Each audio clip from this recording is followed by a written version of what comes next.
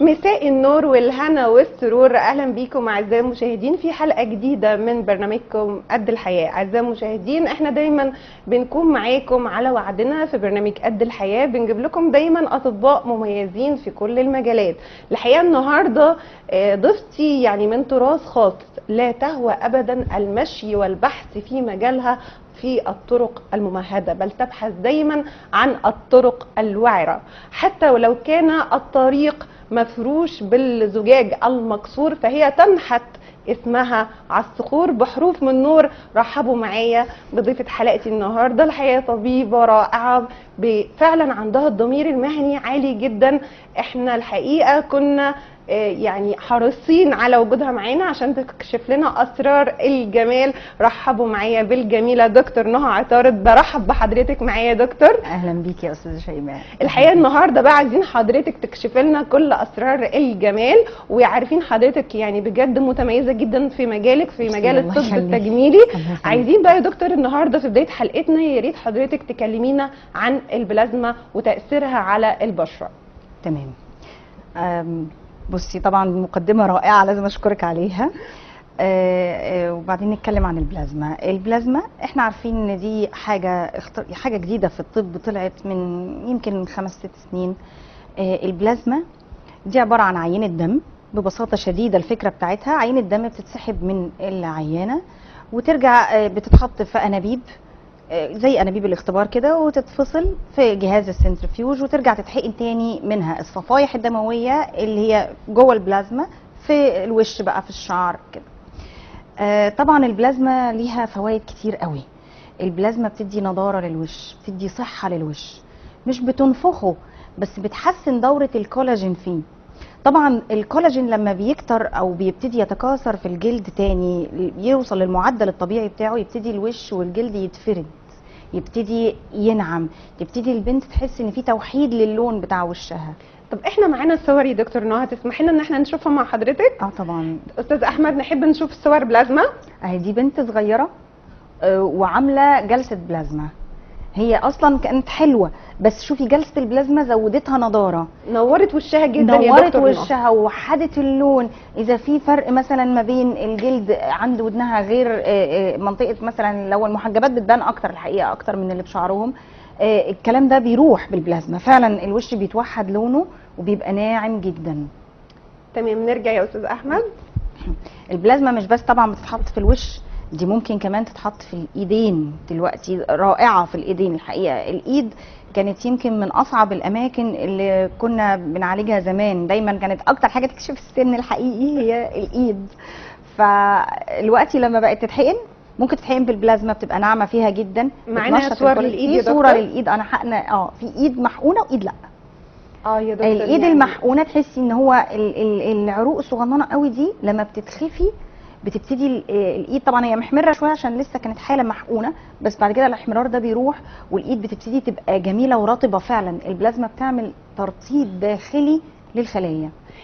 دكتور نهى، طبعا احنا بنشوف عرايس كتيره جدا تفضل يا دكتور تلف قبل الفرح وكل شويه تفتكر حاجات وتنزل في الشمس وتيجي تقول طبعا تبعت لنا رسائل للبرنامج: انا حاسه ان نضاره يعني بشرتي اصبحت معدومه، انا حاسه ان انا وشي بجد ازاي هبقى عروسه.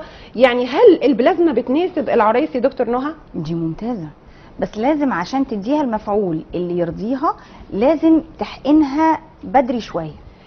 تمام، يعني لازم قبل الفرح، مثلا هي فرحها يوم 10 تحقنها يوم 1، يعني لازم مش قبل 10-15 يوم قبل الفرح.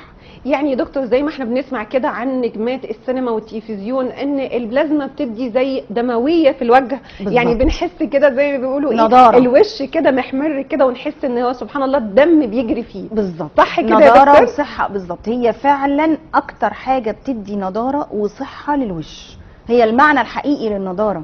تمام. لكن يا دكتور هل ليها اي اضرار؟ يعني انا الحقيقه من الحاجات اللي انا بشوفها كتير جدا جدا بقت ثوره تكنولوجيه كبيره جدا في الاونه الاخيره هي البلازما. انا الحقيقه كان في اكتر يعني من كذا دكتوره تقول لي انا حابه اعمل لك بلازما، بس انا من النوع يا دكتور، واكيد في برضو مشاهدين كتير من النوع اللي بخاف جدا، فهل يا دكتور هي ليها اي اضرار؟ لا، هقول لحضرتك البلازما المفروض ان هي ملهاش اضرار نهائي، ليه بقى؟ لان الفكره العلميه بتاعتها بتعتمد على انها من الدم. احنا بنسحب العينه من دم الشخص نفسه، وبعدين بنرجع نحطها في انابيب. طبعا الانابيب دي حاجه اساسيه انها تكون انابيب اصليه مخصوصه لعمل البلازما، هقول لك ليه بعد شويه. بعد ما بتتحقن، بعد ما بتتحط في الانابيب دي بتتخلط، بتمشي يعني بنلفها بس في السنترفيوج عشان تتفصل صح، وناخد البلازما الغنيه بالبليتلتس. البلازما اللي بتتحقن بتبقى بتاعت الشخص، الطبيعي انها ما تضرش طول ما احنا طبعا الشخص ده ما عندوش امراض نخاف منها.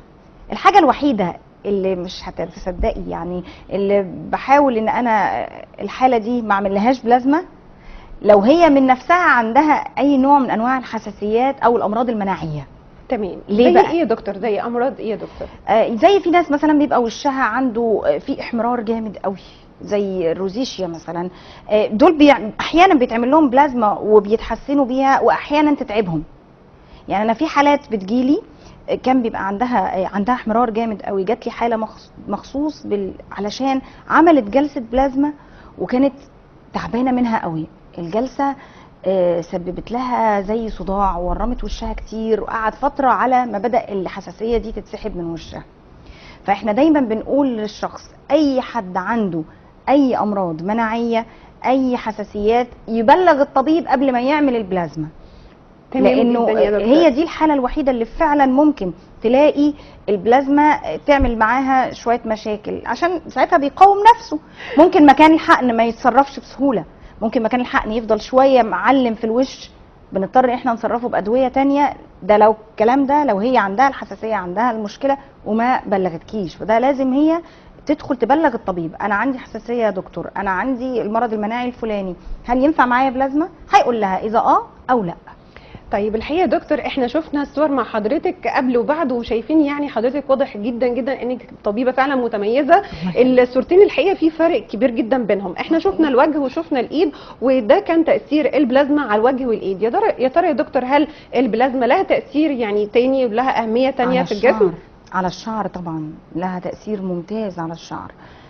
البلازما بتصحصح البصيله بتاعه الشعر تاني بمنتهى البساطه. يعني هي بتصحصح تاني البصيلات اللي حتى بدات تموت. يعني ايه نوع المشاكل يا دكتور اللي يجي لحضرتك المريض ويعمل بلازما على شعره وتجيب نتيجه حلوه جدا؟ يعني هل صلع، هل تقصف، هل التجاعيد؟ يعني كلهم. هقول لحضرتك انا ليا طريقه في علاج الشعر، دايما ما بحبش العيان ياخد دواء واحد بس او يمشي على علاج واحد بس. بفضل ان هو ياخد اكتر من دواء. يعني بياخد جلسات ميزو عشان فيها الفيتامينز اللي بتغذي الشعرايه بعد ما نبتت. دايما لازم اعمل له بلازما مهما كانت حالته، بحب ادي جلسه بلازما. البلازما بتصحصح البصيله، تبتدي تنبت لي الشعرايه تاني اللي كان بدا يبقى فيها البصيله اللي كانت بدا يبقى فيها كسل، تبتدي تاني تنبت الشعرايه. وهكذا نبدا بقى ندي فيتامينات. في كمان فيلر للشعر دلوقتي، هير فيلر، ده يخلي الشعريه لها كثافه ولها سمك اكتر من الشعريه العاديه. الحقيقه علاج الشعر اتطور قوي يعني، بس البلازما هي عنصر اساسي فيه. طبعا يا دكتور، يعني بسم الله ما شاء الله عليكي، حضرتك بتوصلي معلومه فعلا للمشاهدين بكل بساطه. لكن حابين بقى يا دكتور نعرف من حضرتك، يعني يا ترى المريض بياخد كام جلسه عند حضرتك عشان يوصل يعني للعلاج المرجو او النتيجه المرضيه للحاله يعني تقريبا، ولا كل حاله بيكون ليها جلسات معينه بتختلف عن الحاله الثانيه؟ هقول لحضرتك، لا هو طبعا في حالات بتختلف. يعني لو هي جايه اساسا عشان عايزه بس شويه نضاره، زي البنت اللي شفنا صورتها مثلا دي، مجرد جلسه جلستين كل شهر بنديها جلسه لمده جلستين او 3، دي شكلها بيختلف تماما، بتبقى منوره وفعلا بتفتحها وبتبقى ممتازه الحقيقه، وبيبقى في توحيد جامد قوي للونها. انما لو هي جايه بمشكله تانية لبشرتها زي حفر، حبوب، ندبات، اي مشكله تانية، بقع، ومحتاجه البلازما كعامل مساعد في العلاج بتاعها، ساعتها بنقول لها لا، عشان تاخدي نتيجه تبسطك هتاخدي وقت اطول شويه. يعني ممكن 2 3 تبداي تحسي نتيجه مرضيه ليكي، وعشان تشوفي نتيجه نهائيه مش قبل 4 5 شهور، ده لو هنمشي بتقشير او كده. انما في الشعر الوضع بيختلف. الشعر اي مريض داخل لك المفروض ان احنا بنقول له دوره حياه الشعرايه حوالي 3 شهور. مش المفروض المريض ينتظر نتيجه قبل ال3 شهور دول ما يعدوا عشان يبتدي يلاحظ فعلا فرق ملحوظ. هو من اول 4 جلسات او من اول جلستين يمكن حتى لو فيهم واحده بلازما هيبتدي يحس ان التساقط فعلا وقف. وبعدين خدي بالك تطور الشعر بيبقى كده، انه الاول التساقط يبتدي يقف، بعدين تبتدي الشعرايه تنبت، بعدين تبتدي الشعرايه تطول، بعدين تبتدي يبقى لها سمك، بعدين تبتدي يبقى الجدر قوي ويبقى صعب انها تقع. كل دي مراحل تطور الشعر. عشان تبدا العيانه تشوف ده لازم نعدي على الاقل 3 شهور. ما شاء الله عليكي يا دكتوره، فعلا يعني انت يعني النهارده بناخد علم غزير من حضرتك كده، ودايما بتتكلمي كده بطريقه فعلا بتوصل للمشاهد، بتخش قلبه على طول.